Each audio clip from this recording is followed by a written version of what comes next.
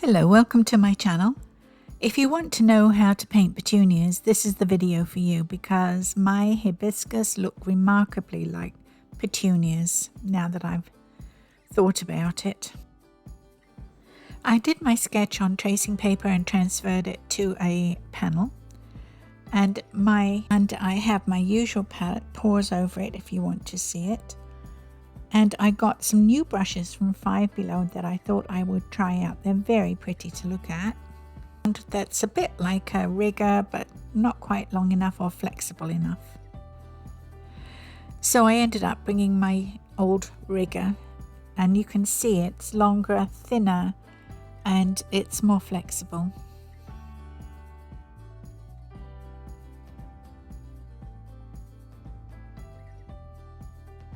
I usually start off with the centers of any flower that I'm painting, and here you can't see it, but I'm loading my brush with alizarin crimson to put in the centers of these hibiscus, which are a trumpet-like flower.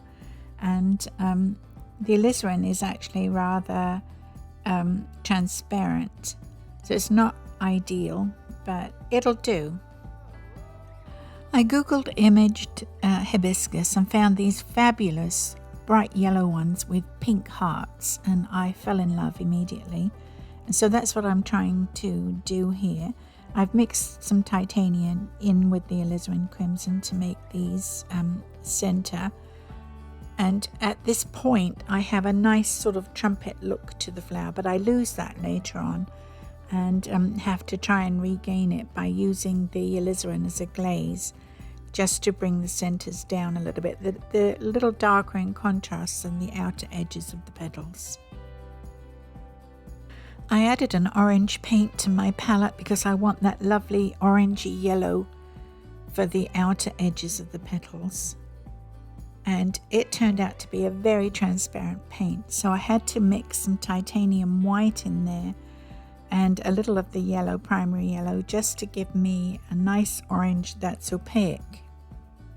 As I do with roses, I pull in the petals from the outer edges in toward the center of the flower, in toward the heart of the flower. And hibiscus sort of spiral out, and you see the edges of the petals go down in toward the center, and I did not do that, which is why these look more like petunias than they do hibiscus.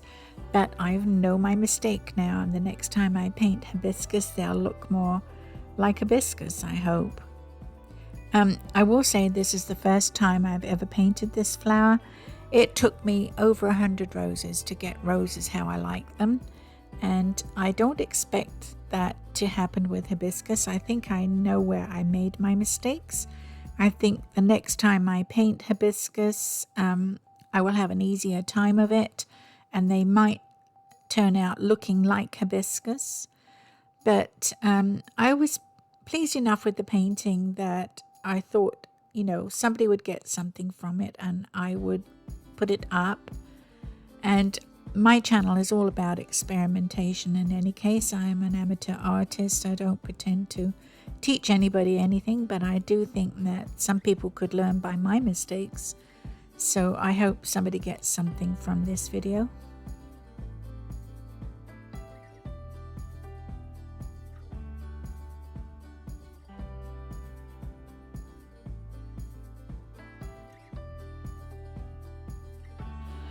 I've still got yellow and orange on my brush, and I do not wash it out. I just take up some sap green and try and mix a mid-tone green for my leaves.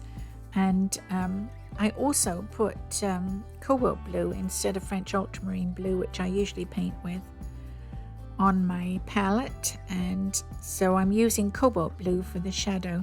I don't think it works as well, in my opinion, as the French ultramarine blue, but you might think differently about it. But I just love French ultramarine blue. It's so transparent and it gives a lovely glaze to the shadow, and I like that very much. And cobalt works a little bit differently, but it did the job. I'm not complaining or anything, honestly. I decided the light was coming from the right, so the other side of the leaves will be in shadow. I put shadow on the sort of top because I thought the light would catch the right hand side of the leaf, and I thought the back half of the leaf would be in shadow on this one on the right hand side. I hope that makes sense to other people. It made sense to me at any rate. I'm putting on some some titanium white for a highlight on these, but then I added a little yellow in it because I thought the straight titanium was just a little too bright, and the yellow brought it down enough that it looks as though it has a highlight on it, but it's not too stark. I think I like that better. As the paint dries out, it darkens slightly anyway, so I will come in and add highlight to it as I go along, reinforce my highlights. I rarely have to reinforce my darks. The shadow seems to work well enough the first time around, but I find I reinforce my highlights 2 or 3 times over the length of a painting. I wasn't too keen on this highlight green that I have here, and I added some primary yellow to it, and it gave it a little zing, made it a little brighter, and I like that better. I'm using a 1/2 inch flat. The one thing I will say about these brushes is they don't hold the water as well as the Taklon brushes that I usually use, and I did need to have a blotting pad beside me all the time to take enough of the water out so that it didn't water down my paints. I think other than that, they worked really well, and for $5 you can't beat that, can you? And I was very impressed. I walked into Five Below and found an art supply area. Everything was $5. I got some markers and some paper and these paintbrushes, and I was very pleased because even in Walmart I've paid more for brushes and paper. I like to try out budget art supplies because I think you can do pretty well with them, and I'm not Vincent van Gogh. I don't really expect my paintings to sell for millions or last for a couple of 100 years because I'm using acrylics. They do last a long time. At this stage, I really like the shape of the flower. It doesn't spiral out from the center like hibiscus does. But it's not bad. I think it sort of reads hibiscus. And I'm painting the butterfly, and I want you to ignore the butterfly, pretend it's not there. I really don't think I did a good job with the butterfly. I haven't looked at enough butterflies is what it really is all about. I really don't know about butterflies or how they look. So I want you to ignore that bit. Just pretend it's not there, and I'll do better at butterflies another time. I could have used gesso to paint this butterfly out and repaint it as a blue sky. I just couldn't be asked, to be honest. I just like to let things go and try better next time, and that's what I'm doing here. I'm letting it go out there somewhere, and maybe the next time I paint a butterfly, it'll be a better butterfly.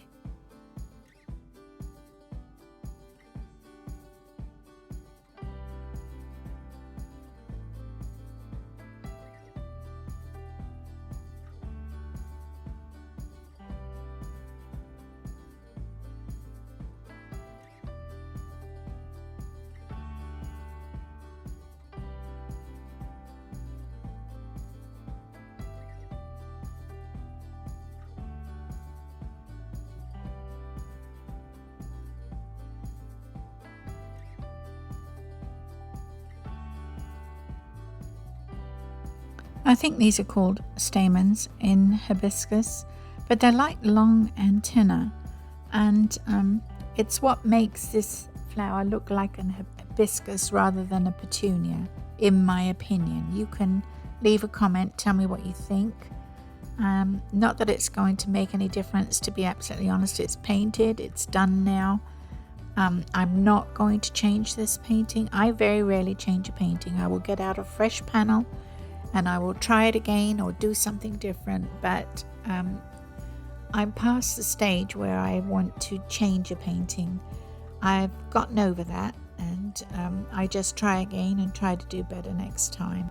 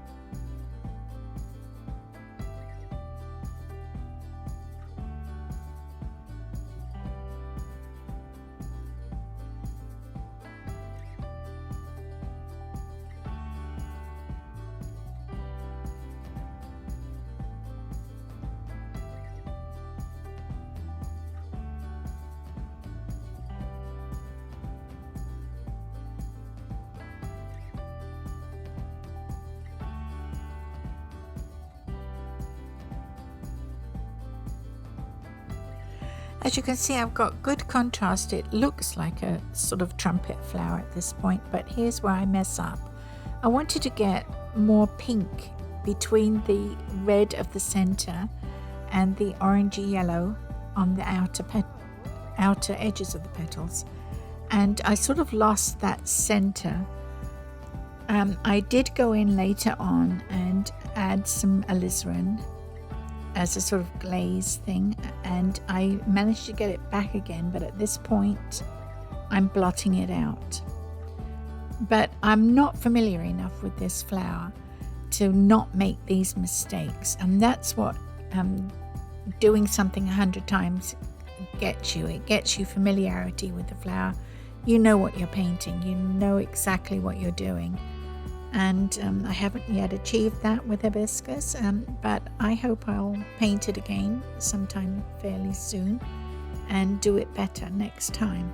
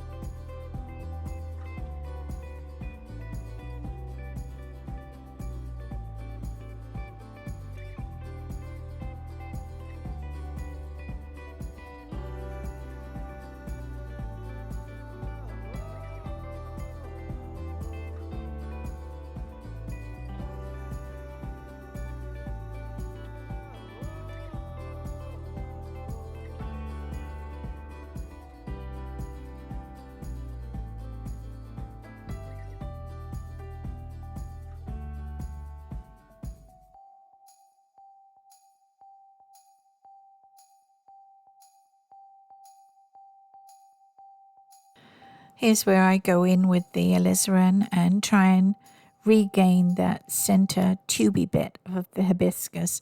It's a very trumpet-like flower, and the petals all come from the center. They sort of spiral out, and they're very I don't know what to call it. They're almost leathery looking. They're not like a rose petal. They're not smooth. And the flowers themselves only last a day, so you're forever sweeping them up if you've got one on your side path like I used to have. But they're so pretty when they come out, and they have quite a variety of colors that they are in, and I always enjoy them when I see them. I'm putting a little highlight on the stamen and where it catches the light, and I haven't used as many colors, I think, on the things that I could have used color on. That's another thing I'll do differently next time. I'll try and get more color into my work.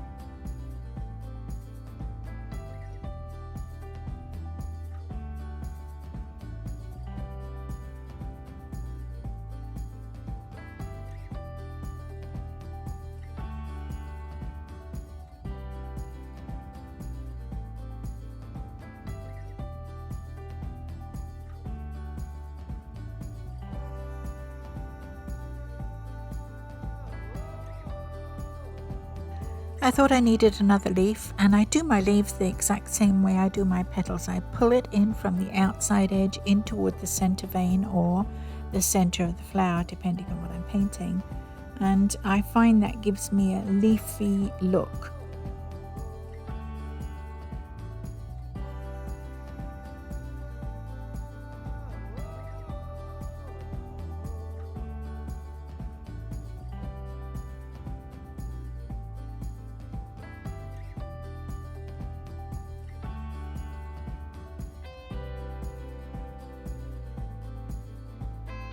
I'm dabbing in more alizarin to give me the contrast, to give that dark tube effect.